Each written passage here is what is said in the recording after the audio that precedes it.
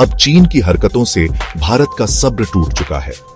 न सिर्फ चीन बल्कि ताइवान की कंपनियों पर भी भारत ने सीधा एक्शन लेना शुरू कर दिया है।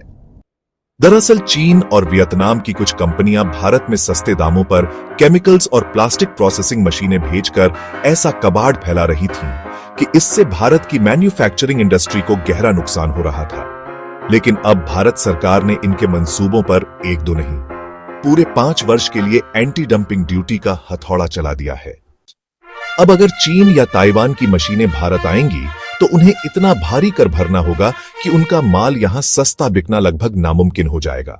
और यही नहीं, सरकार ने हाल ही में ऐसे 6 अलग अलग चाइनीज प्रोडक्ट्स पर एंटी डंपिंग ड्यूटी लगाने का फैसला लिया है। चलिए पूरी कहानी समझते हैं, लेकिन उससे पहले इस वीडियो को लाइक और चैनल को सब्सक्राइब जरूर कर दीजिए। आपका सिर्फ 1 सेकंड हमारी बहुत बड़ी मदद। अब भारत ने तय कर लिया है कि उसकी अर्थव्यवस्था को बर्बाद करने वालों को चुपचाप नहीं छोड़ेगा। इस बार निशाने पर हैं चीन और ताइवान की वो कंपनियां जो भारत की प्लास्टिक इंडस्ट्री को सस्ती मशीनें भेजकर बर्बादी की ओर ले जा रही थीं। अब इन मशीनों पर 27% से 63% तक की एंटी डंपिंग ड्यूटी लगा दी गई है। यानी अब अगर कोई कंपनी 10 लाख रुपए की मशीन भेजेगी तो उसे 3 से 6 लाख रुपए तक अतिरिक्त कर देना पड़ेगा।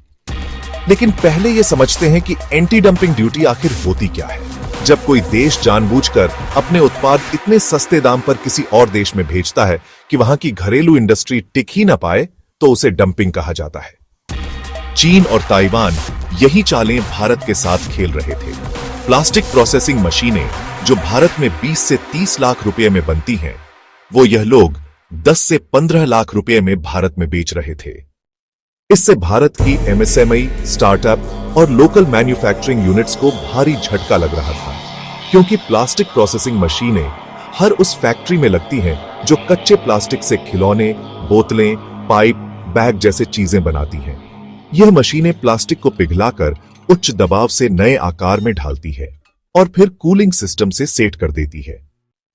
चीन की यह मशीनें भारत की इस 44 अरब डॉलर की इंडस्ट्री को धीरे धीरे तोड़ रही थीं, जो वर्ष 2030 तक 77 अरब डॉलर की बनने वाली है।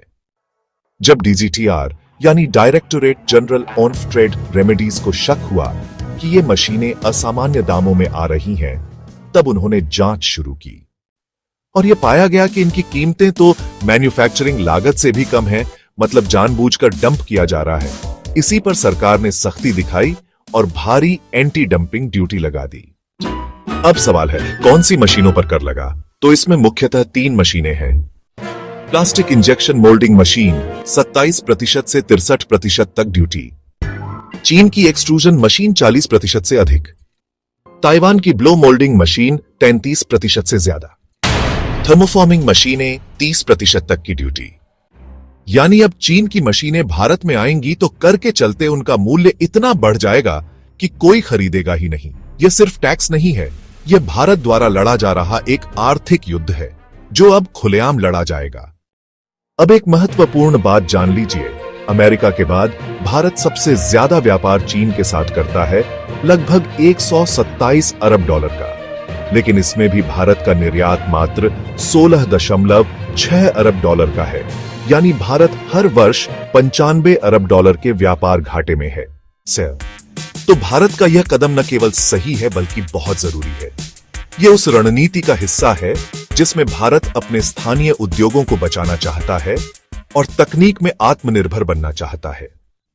चीन और ताइवान भारत को क्यों निशाना बनाते हैं? क्योंकि भारत की इंडस्ट्री तेजी से आगे बढ़ रही है।